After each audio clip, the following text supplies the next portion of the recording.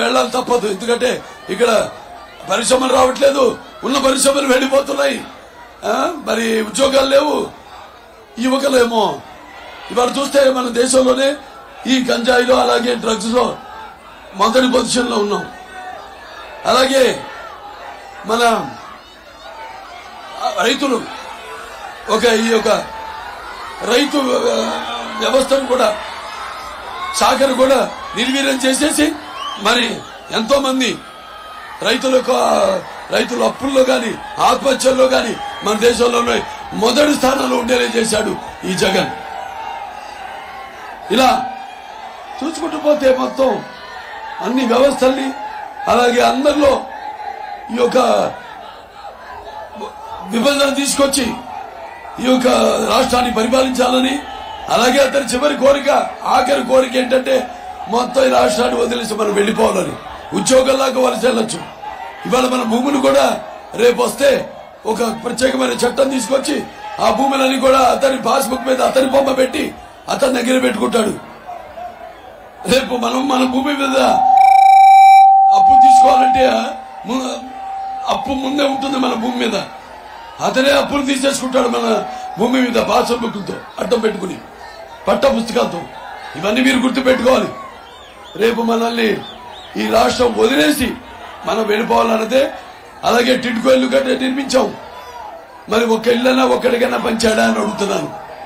So మీరు తెలుసుకోవాల్సింది ఇక్కడ మనం ముఖ్యంగా ఇలాగే ఇక్కడ చూసాం మనం ఈ ఇండో సోలార్ ప్లాంట్, దానికి ఎంత సుమారు 8,000 ఎకరాలు.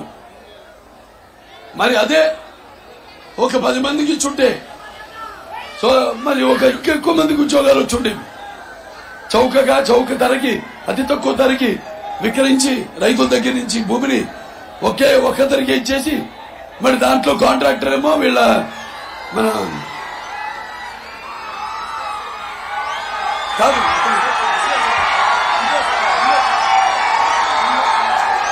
వాళ్ళ అల్లుడు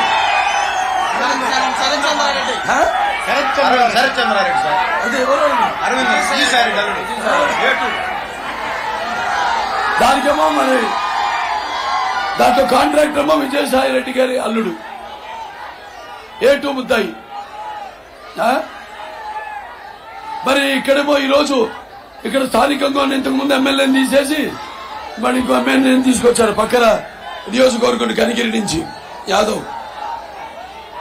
మరి వాళ్ళ అక్కడ నియోజకవర్గంకి వెళ్ళి అడిగితే చెప్తారు ఆయన గురించి. మరి ఎక్కడ ఆయన చేసిన అరాచకాల గురించి, ఎక్కడ మట్టి తవ్వినా లేకపోతే ఎక్కడ ఇసుక తవ్వినా ఆయన పేరు చెప్తారు. అలాగే మరి ఆయన ఈ యొక్క ఇసుక తెరిమి గ్రానైట్ తెరిమి ఆ తరలించడం దానివల్ల రోడ్లన్నీ కూడా గుంతలమై అవ్వడం అక్కడ అయిపోయింది. ఎలాగైతే మన రాజధాని మన అమరావతి కోసం అనుకుంటున్నామో, ఎలాగైతే మన 5 కోట్ల ఆంధ్రుల కళల రాజధాని మన అమరావతిని నిర్వీర్యం చేసి అక్కడ వైజాగ్ ఎంతో ప్రశాంతంగా ఉన్న ప్రాంతాన్ని మొత్తం వీళ్ళు అల్లర్లు సృష్టించేసి అక్కడ మరి రుషికొండని తవ్వి వాళ్ళ ఖండకావరం ఏంటో ప్రదర్శించారు. ఇవాళ మరి ఇక్కడ చూస్తే అన్ని రకాలుగా ఈ యొక్క ప్రాంతాన్ని వైజాగ్ ని మింగేశారు మొత్తం. ఇప్పుడు ఇక్కడ పడ్డారు, నెల్లూరు జిల్లా మీద పడ్డారు ఇప్పుడు. కాబట్టి మీరు నిర్ణయించుకోవాల్సింది ఒకటే, మీకు అభివృద్ధి కావాలా, అరాచకం కావాలా, లేకపోతే మీకు సంక్షేమం కావాలా, మీకు విధ్వంసం కావాలా? మీకు ఓకే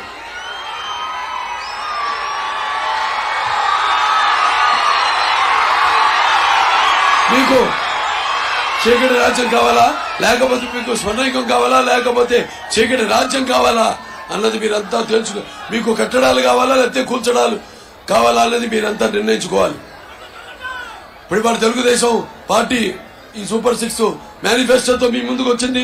మహిళలు మీకు మరి అందరు కూడా 3 గ్యాస్ సిలిండర్ ఉచితంగా సంవత్సరానికి, అలాగే బస్సులో ఫ్రీగా ప్రయాణం చేసే సౌలభ్యం, అలాగే ప్రతి మహిళ కూడా 1,500 రూపాయల నెలకి, అలాగే చదువుకుంటున్న బిడ్డకి ఎంతమంది ఉంటే వాళ్ళకి 15,000 రూపాయలు, అలాగే నిరుద్యోగ వృత్తి ఎవరైతే ఉన్నారో నిరుద్యోగ యువకులు వాళ్ళకి 3,000 రూపాయలు, అలాగే ఈ యొక్క జాబ్ క్యాలెండరు, అలాగే రైతులు ఉన్నారు వాళ్ళకి ఇక ముందు అటు సంవత్సరం ఈ బీమా 20,000 రూపాయలు అందిస్తాము.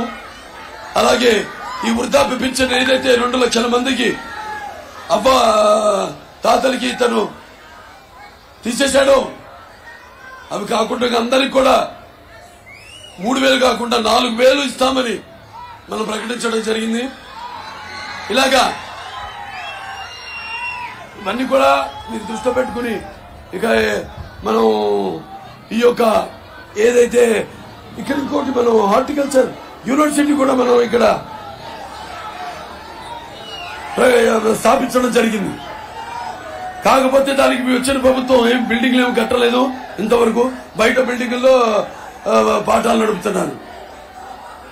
అలాగే మన అక్కడి నుంచి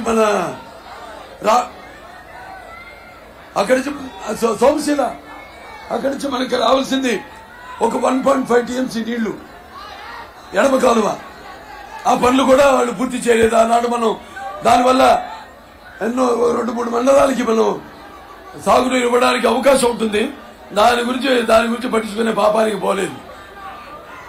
రాళ్లపాడు ప్రాజెక్టు రిజర్వాయర్ ఎడమ కాలువ అలా మొత్తం అన్ని వ్యవస్థలు నిర్వీర్యం చేసుకుంటూ ఇక రేపు ధరలు కూడా ఆకాశానికి అంటుకున్నాయి. అటు చూస్తే మనం ఈ యొక్క విద్యుత్ ఛార్జీలు 7 సార్లు పెంచడం జరిగింది. అలాగే మన పెట్రోల్ ధరలు కానీ డీజిల్ ధరలు కానీ ఆర్టీసీ ఛార్జీలు 5 సార్లు పెంచడం జరిగింది. ఇక ఇంటి మీద ట్యాక్స్, నీటి మీద ట్యాక్స్, ఆస్తి మీద ట్యాక్స్, చివరికి చెత్త మంది కూడా ట్యాక్స్ వేసేసి వాళ్ళు ఇష్టం వచ్చినట్టు వాళ్ళు ఇష్టారాజ్యంగా ఈ యొక్క రాష్ట్రాన్ని వెళ్తున్నారు. ఇవన్నీ గుర్తుపెట్టుకుని మరి ఆనాడు ఎలాగైతే 17,000 కోట్ల రూపాయలతో మనం కట్టుబట్టలతో రాజధాని లేని రాష్ట్రంగా మనం వచ్చాము, ఎలాగైతే ఆ 17,000 కోట్ల రూపాయలు చంద్రబాబు నాయుడు గారు లోటు బడ్జెట్ పూడ్చారో మళ్ళీ ఎలా ఒక తలసరి ఆదాయాన్ని కూడా మన ప్రతి ఒక్కరి తలసరి ఆదాయాన్ని పక్క రాష్ట్రాలతో ధీటుగా వాటిని దాటేలా కూడా ఆ స్థాయికి తీసుకెళ్లాలి. ఇవన్నీ కూడా దృష్టిలో పెట్టుకుని మరి ఇవాళ అందరు కలిసాం. తెలుగుదేశం అలాగే జనసేన మరియు బీజేపీ ఈ యొక్క కూటమి శక్తిని ఎదుర్కొనే శక్తి ఎవరికి లేదని సందర్భంగా మీకు తెలియజేసుకుంటున్నాను.